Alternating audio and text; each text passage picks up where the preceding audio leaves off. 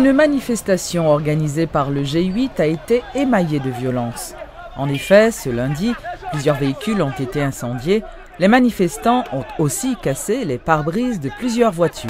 Les revendications demeurent inchangées. Démission du CEP, départ du président de la République, vérification des résultats du scrutin du 25 octobre. La police n'a effectué aucune arrestation malgré ces dérives.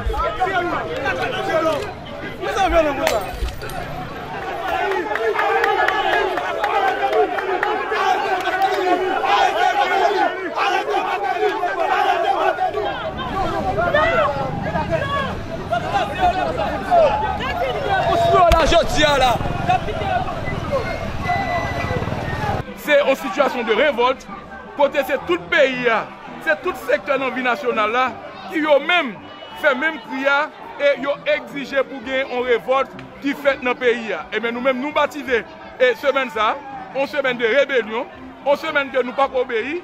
Et à partir de vendredi, le pays a fermé de vendredi jusqu'à lundi matin pour nous mater coup d'état électoral et qui peut-être qu'elle a lui-même veut faire dans le pays.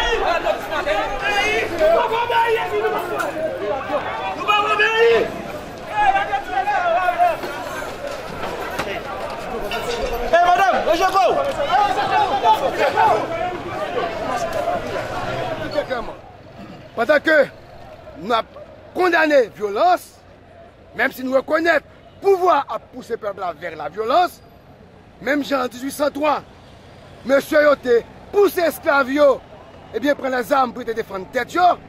Et je dis, nous dit que le peuple haïtien, il faut continuer à camper en face pour l'État électoral de manière pacifique, parce que c'est le seul moyen pour nous porter la victoire. Mais je dis, nous reconnaître tout. Maladie qu'il a, Sarito Papka guéril. Maladie qu'il a, pansement Papka guéril, c'est bistouri qui a guéri problème haïtien. Donc, je ne dis à nous, peuple haïtien, le 24 qui a venu là, je vais être là ouvert aujourd'hui. De jeudi jusqu'à dimanche, eh bien, nous prenons camper devant chaque bureau de vote. Nous prenons camper devant chaque centre de vote pour nous faire échec à deuxième phase coup d'état électoral.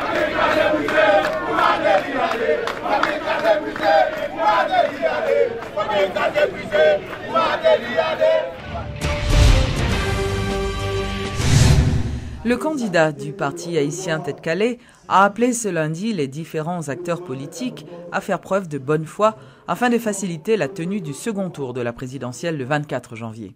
Dans une déclaration de presse, Jovenel Moïse a dénoncé les manœuvres politiques qui risquent de conduire le pays vers le chaos. Le candidat du PHTK souhaite que les élections du 24 janvier soient une réussite avec une bonne participation populaire afin de renforcer la démocratie et les institutions. Le deuxième tour des élections présidentielles, des élections du 24 janvier, est un tournant décisif pour le sauvetage des institutions républicaines et pour la consolidation de la démocratie en Haïti. Démocrate de mon pays, en ce début d'année 2016, il est impératif de se mettre ensemble pour construire un avenir meilleur pour cette jeunesse qui attend beaucoup de nous.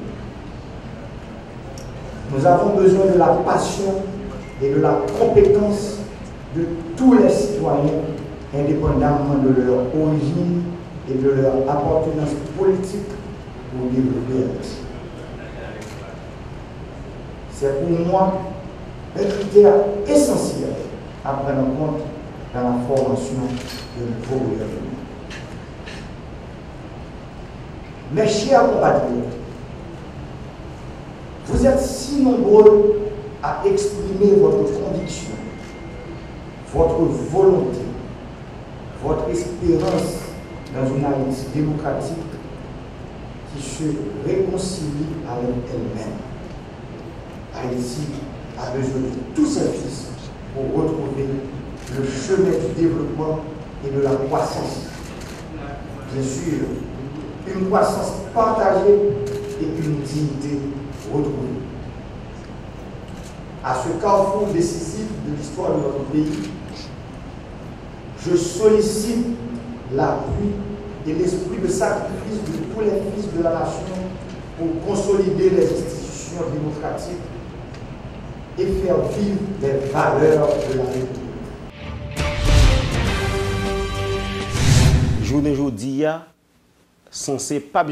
Le sénateur Jean-Renel Senatus se positionne contre la mise en place d'un gouvernement de transition dans le pays sans un consensus clair sur sa mission ou encore la durée de son mandat. Le nouvel élu de l'Ouest s'est montré plutôt favorable à la résolution rapide de la crise électorale afin d'éviter d'en arriver à une transition, une résolution qui doit passer, selon lui, par une concertation entre les acteurs.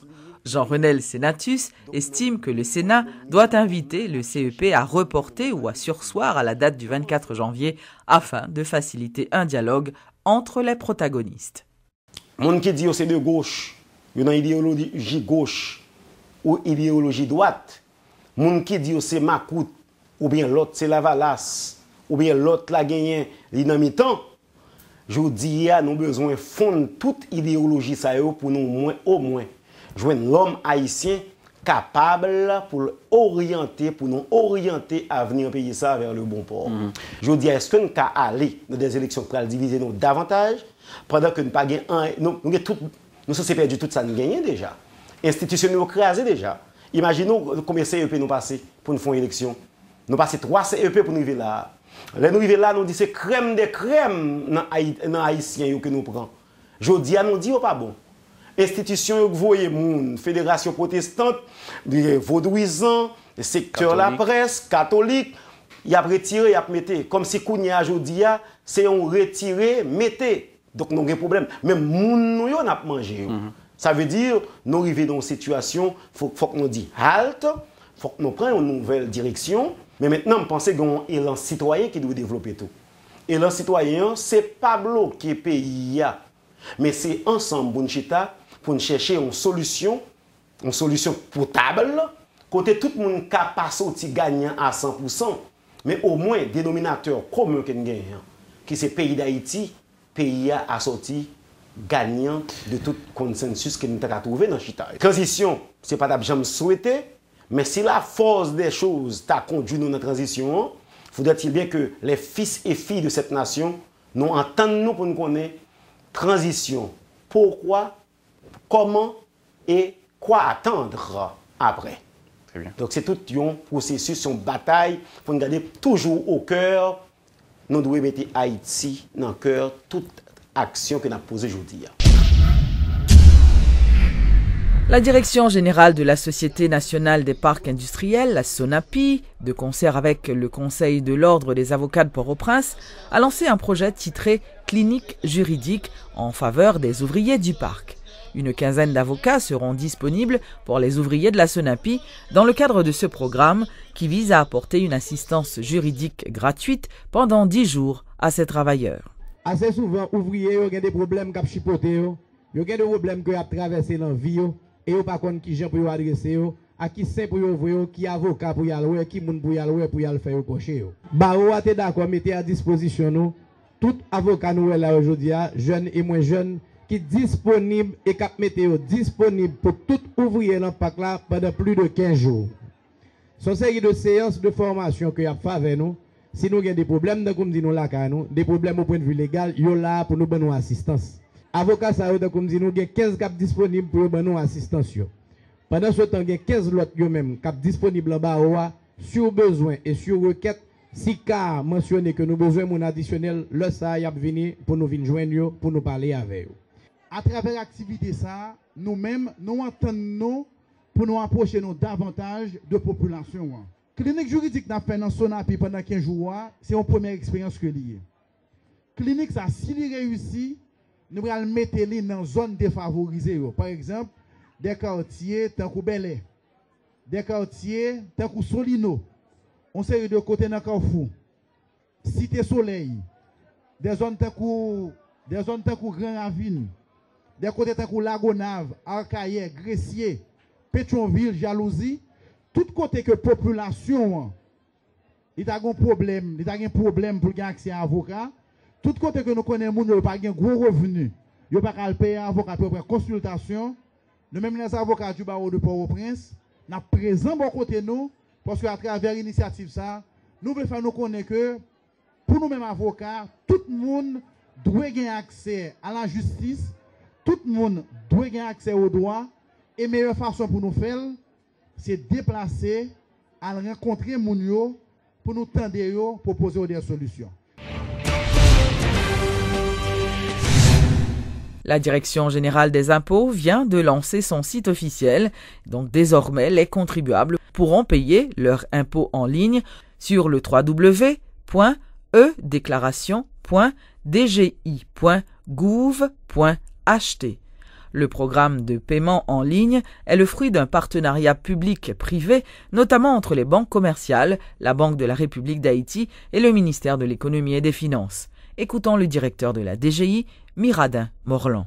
C'est tout le monde net, tout haïtien net, pour gagner 18 ans, ou censé, ou devable, ou supposé venir DGI pour faire déclaration définitive d'impôt sur le revenu. Ou doit arrêter la caille autour, ou font déclaration, même sous déclaration, son déclaration qui est taxable, c'est-à-dire sous gain un revenu qu'on a généré, ou déclarer revenu, sous déclarer revenu, ou gagner un bordereau pour payer, ou qu'à faire déclaration en ligne, ou payer en ligne. Tout comme, ou doit faire déclaration en tout, sous pas gain revenu. Parce que moi-même, je dis que il y a un monde qui a un revenu. Quand on n'a pas de revenu, on peut toujours faire déclaration définitive d'impôt sur le revenu.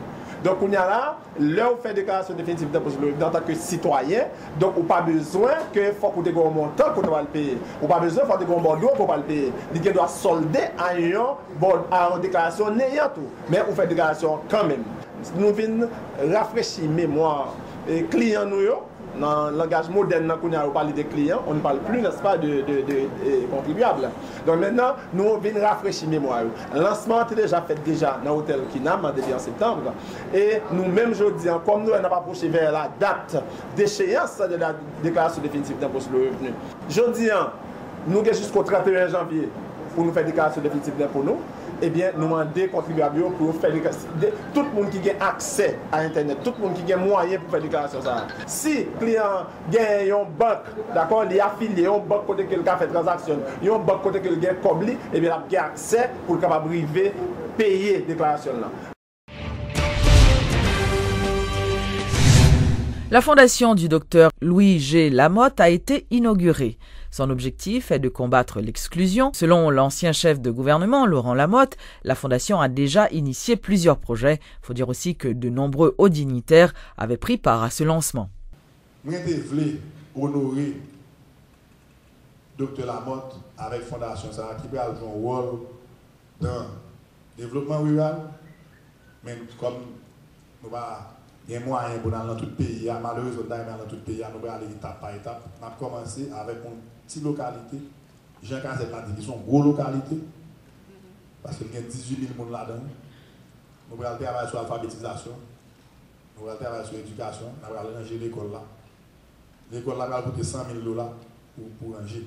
Donc nous allons demander différentes fondations qui travaillent dans l'éducation. Un bon décoller pour nous faire une différence pour si les gens que nous sommes dans la vidéo, là, nous allons travailler avec nous ouverts pour travailler avec tout ambassadeur, toute ONG, toute société civile, là, tout secteur privé, pour que nous réussissions mission ça, défi ça, nous allons lever. Et nous allons continuer à faire dans tout le pays. La question des déboisement, c'est un problème majeur que lié dans le pays. Mais ça va passer en Haïti. Haïti, c'est un pays qui est plus vulnérable au monde dans la question du changement climatique. Ça. Mais on ne parle pas de personnes à parler de ça. Tout le monde sait, est-ce qu'on entend qui est ceci? Tout le monde sait politique à régler. Mais le développement pays, ça n'a pas fait avec. Et la population, et tout le monde sous ça, ça n'a pas fait avec. Tout le monde ben à gauche, tout le monde c'était soleil, qui a souffert. Le pays a mérité une stabilité politique. Parce que nous voyons que le progrès est capable d'arriver vrai. Nous voyons que le pays est capable d'aller de l'avant vrai. Mais il n'est pas trop difficile. Mais il faut avoir conscience, il faut faire avec amour le pays.